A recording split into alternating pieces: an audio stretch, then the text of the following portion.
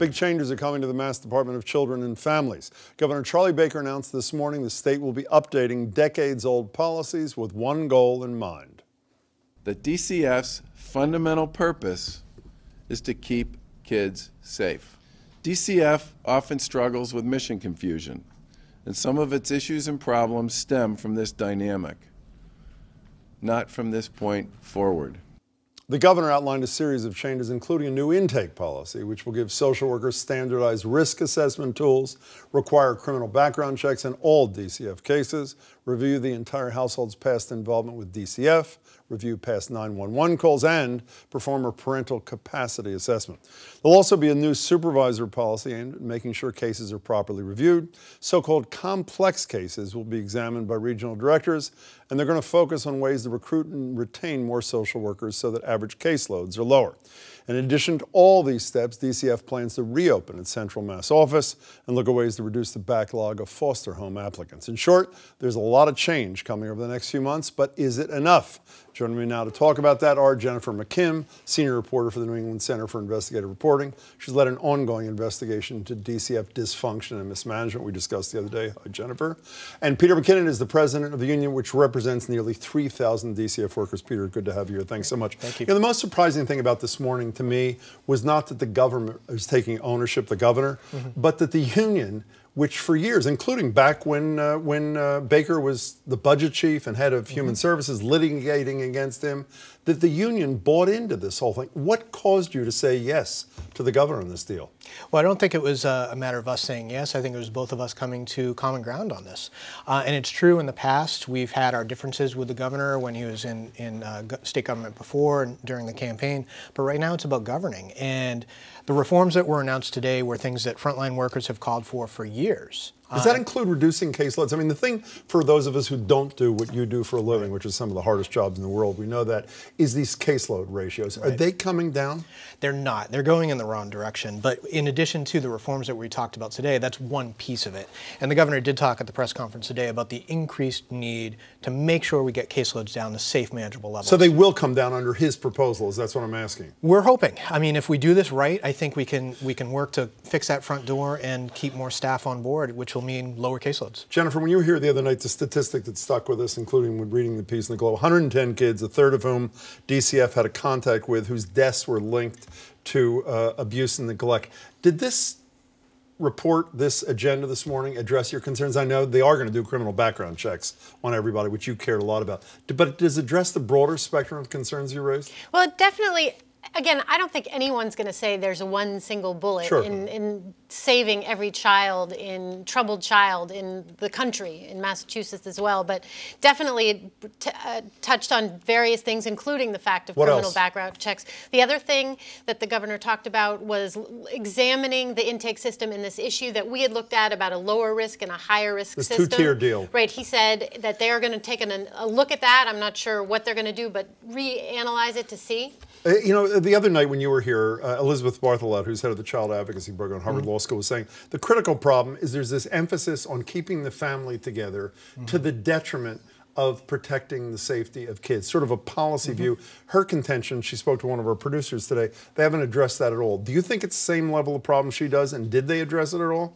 I think we're starting to address it. I think that is part of the problem. You agree with her? Oh, you do? I do think it is part of the problem. The pendulum in child protection has a tendency to shift from family preservation, where we maybe leave kids in homes too long, where they shouldn't be, to the other side of child protection, to the extreme where we're removing kids from homes that shouldn't be removed. But do you think there's too much emphasis on the former? That's what she said the other night. I think the agency's dual mission became very confusing and it muddied the waters. Are you convinced this is going to work, or you'd have your fingers crossed kind of thing? I mean, it sounds like it's the latter to me, no? Well, I mean, time will tell. What's different about this is we actually have a timeline established. We have dates in the book. We have a deadline to get this done, whereas in previous administrations that was never the case. Yeah, go ahead. I was going to say, Peter and I were in the back talking about all the promises over all the years that have made in child welfare and have not come through. So this really is a big question about whether, this time it will happen. Because if you look over the years, the times when you have these huge, terrible things, and then there's promises, and then there's no follow-through. But on paper, they're talking the talk for the most part that you want them to talk, right? The issue is, are they going to walk it? Are they going to actually implement? Is that a fair characterization? definitely certain things missing here also. I want to get to that in a minute, but I want to talk about things that are in people's minds. We know this little 2-year-old Avelina Conway Coxon who died in foster care not that long ago in Auburn. Obviously, everybody knows about Bella Bond. These kinds of questions are really hard, but I think they're important to address. If all of these reforms were in place that the governor announced today, is there a decent likelihood that those 2 little kids would be alive, Jennifer? I think there's a better chance. Who knows, really, Of right? course That's the whole thing.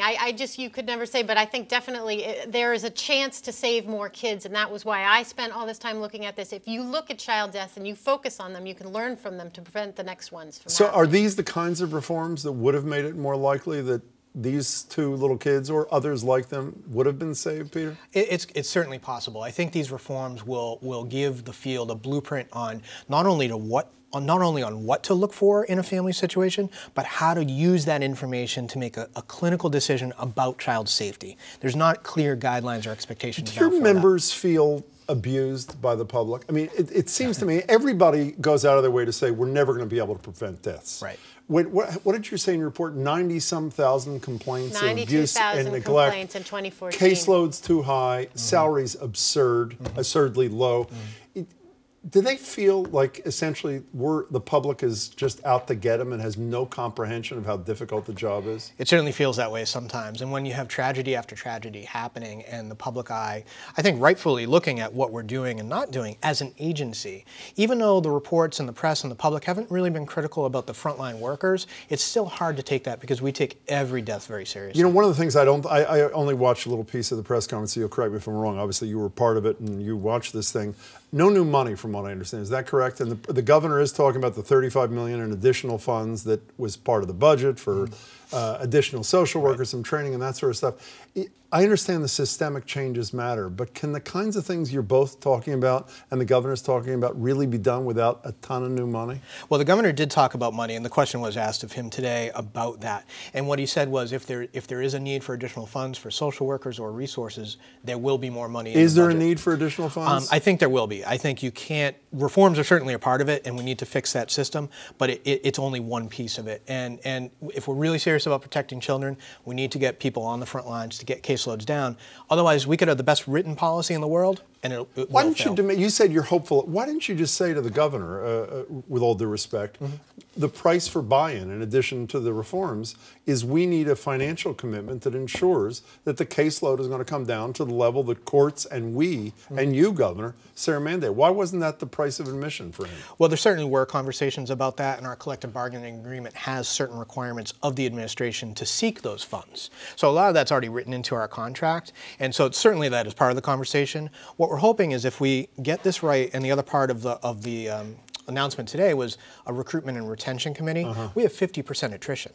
That's unsustainable. Per year? Per year. Per year. Is that always or just since No, that's Jeremiah Oliver died? That is unusually high. So if we can get that in check, then we'll get a better sense of what the actual dollar amount is. One last thing, we only have a minute left. You touched on this before. As positive as you both seem to feel about this, at least as a first step, what's the one thing you wish the governor had embraced today that was not part of his reform agenda, Jennifer? What I would have liked to have seen is more willingness to look at child deaths in general. The child fatality review system, as we discussed before, is in shambles. There's not enough money. They don't meet, they don't report. They're not learning from child deaths. So I would like to see that be given more Well, how can import. they succeed in that without that kind of analysis? Well, exactly. How can they? So what's missing that you would have liked to have seen here, Peter? I think in the initial steps, the first steps through November, I think we got it right. It's the next steps, which are not as spelled out yet for the mid-March and June of next year.